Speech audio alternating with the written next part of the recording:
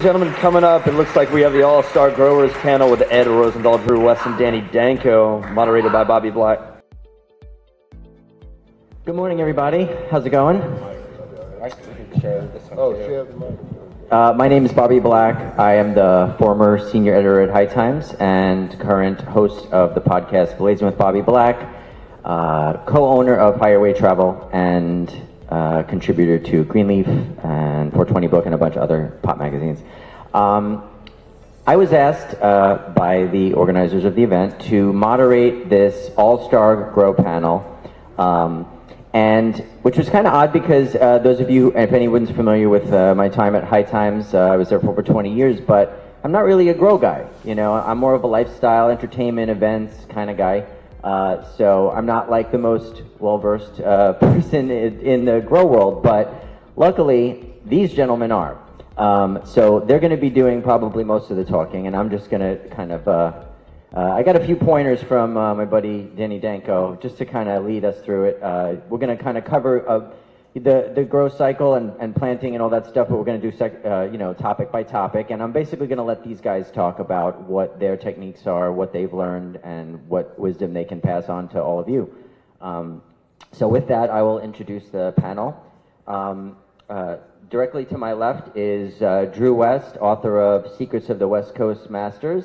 Down on the other end, we have Mr. Danny Danko, senior cultivation editor of High Times magazine. And in the center, we have, all these guys are grow legends, but in the center we have a real legend in the grow world, grow guru, Ed Rosenthal.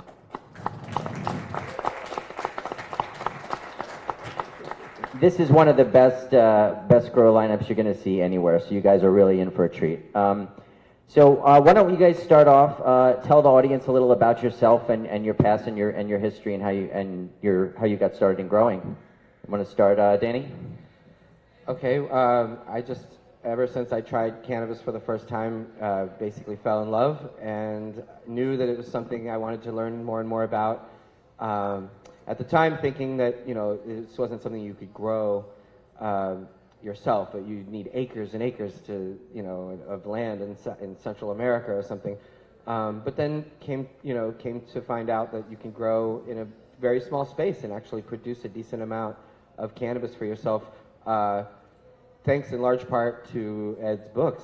So it's an honor to be on stage doing this panel with him. I've done some with Drew, and there's a lot of great information up here, but we all owe a huge, great debt to Ed. Cannabis would not be the same without the knowledge that he has spread through his books and all of that throughout the world. And he was the first. I mean, that's indisputable. And he really spread this knowledge, and so millions and millions of grams of cannabis owe themselves to this man. And so the point for me also was just to improve the quality of the cannabis, because back when I started growing, there was Mexican brickweed and things like that, and little by little it just started to get better and better. And then there was Kind Bud, if you were lucky enough to find some on Dead Tour, and BC Bud, but having gone through all these cannabis cups and stuff, I've just watched the improvement in the quality of this medicine,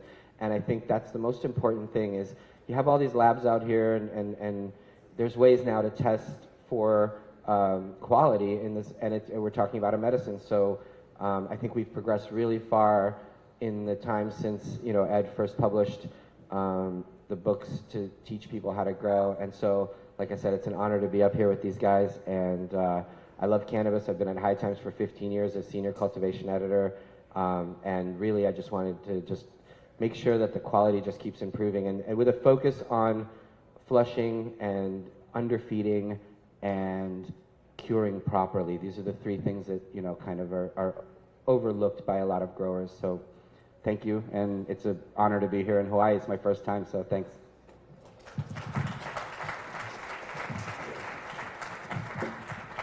How's it going? I'm Drew West from Bend, Oregon. Been pretty much growing weed about my whole life. My family's always been involved in it. Got pretty big into the medical program in Oregon about 10, 15 years ago. And then about 7 years ago, I put this book together, which basically just tells you how to maximize your yields with your limited plant counts. I know here in Hawaii you're allowed to have 7 plants. So, by following the directions, techniques that I've come up with in this book, teach you how to get the most out of it, how to do it consistently, and just make the best quality product. That's basically my focus. But I did want to say it's a huge honor to be up here with Danny and Ed. I mean, these guys, I read their stuff coming up for years and years and years and years, and he's sitting up here with them. It's pretty surreal. So, pretty stoked. Thanks for being here, guys.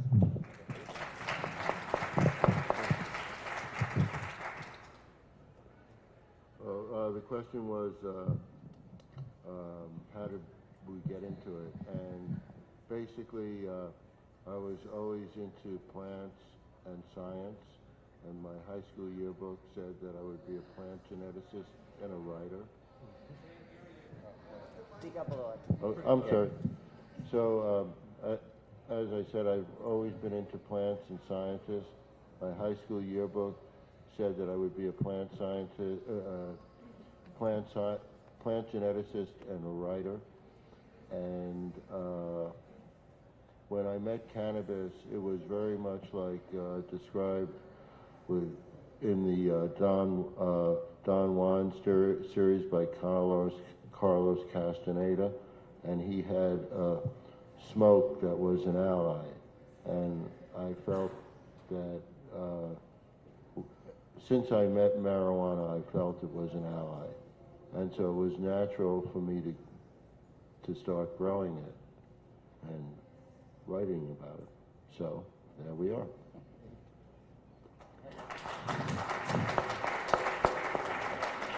Thanks, guys. So I guess we'll start at the beginning. And by the way, at the end, we're going to leave some time for questions. So if you have any questions, we'll be able to address those.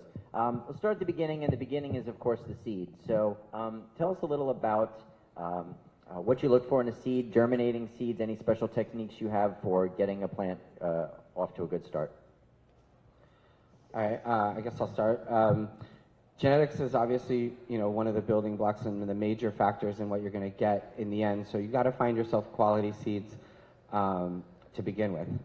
You're not going to get a great product out of mediocre genetics. So, that's where you want to spend a little money and go with a reputable company. Once you have the seeds and you want to pop them, some people use the paper towel method. You just moisten paper towels, put the seeds in between. I don't really think it's necessary to do that, to be honest. I mean, I think just planting them directly in the medium that you want to grow them in is just fine, as long as you keep that medium moist. Those seeds will pop up, and then you need to immediately put them under lights. And that's, kind of, a lot of people end up with these really stretchy seedlings early on because the light is too far away from the plant, and that's going to make the whole plant much taller and much more lumber in the end. So if you can keep the lights low on the seedlings after they've popped, you don't want to burn them, especially, this is a good time to use fluorescent lighting because it's not hot. If you're using HID lighting like metal halides, they got to be a little further away. But a lot of people just hang a light and let the plant grow up to the light, and they end up with really stretchy plants.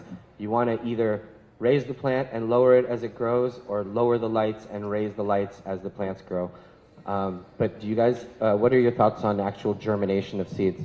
I totally agree with you. Even in the book, I had the paper towel method, and it's just kind of a surefire way of doing it. You can get it done, 90% success rate. But ever since I started breeding seeds and popping like hundreds and hundreds of seeds, I totally just quit doing that, and I just put them in the dirt now, like Danny said. And it's almost like survival of the fittest at that point.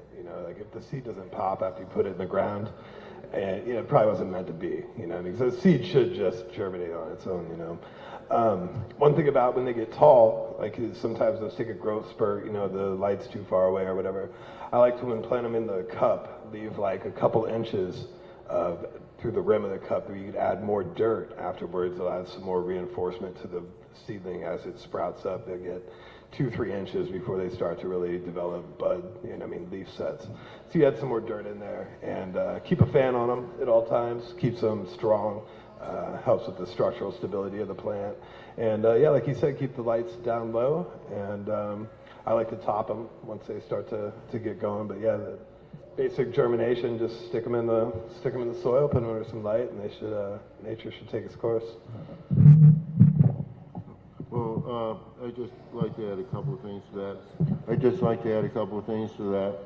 The first is that it's better if you use either a sterile medium or a pasteurized medium because you're less likely to get an infection.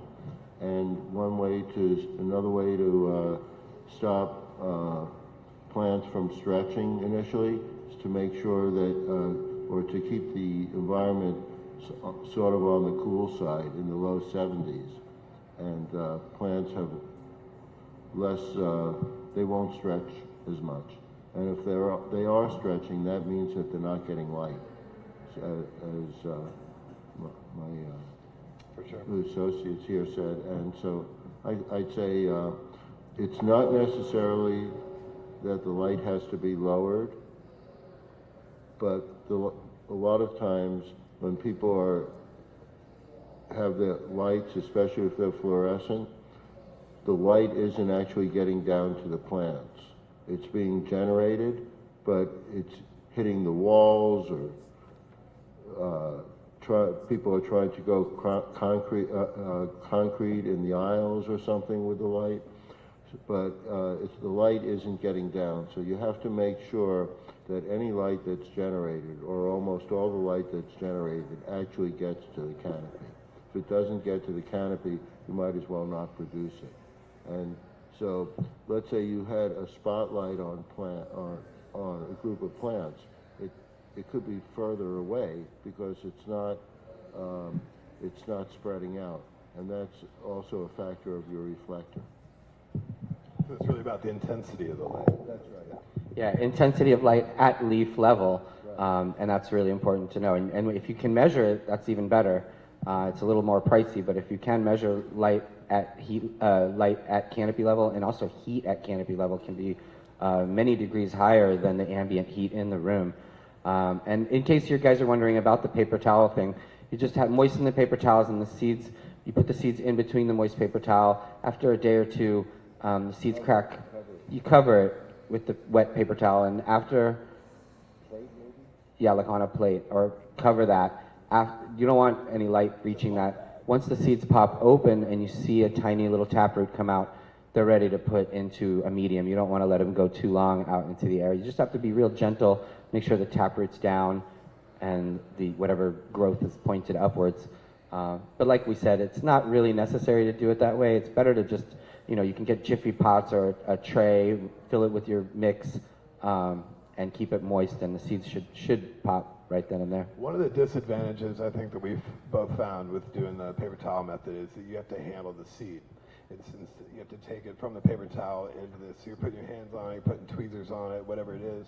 It's just another step that could be avoided that could potentially stress out the plant. And any kind of damage that you do to a young seedling or a clone or something is going to have effects all throughout the plant's life. It'll show in degradation of the genetics, and you just won't get all the qualities you're looking for. So anything you can do to minimize the amount of stress or exposure to the young plant is really optimal for the long term. Two things about that. If you're going to do that, what Danny said was excellent, but I'd also put a plate or something that's not porous over it, because the tissues tend to dry out, or rags or whatever you're using, they tend to dry out. So if they have a cover of some sort, they won't. And then the other thing is, a lot of your success in this depends on when, after the seeds pop, you actually put them in the planting mix, or wherever you're going to plant them. So the longer the taproot is, the more likely you are to damage the root. If you get them when they're just popping out of the seed, it's a lot harder to damage the root. And when you think of the plant, think of, there's that taproot, and it goes all the way, the fluids travel all the way in a straight line up the plant from that taproot. So if you damage that taproot, you're not going to get direct passage throughout the plant. And that's why a lot of growers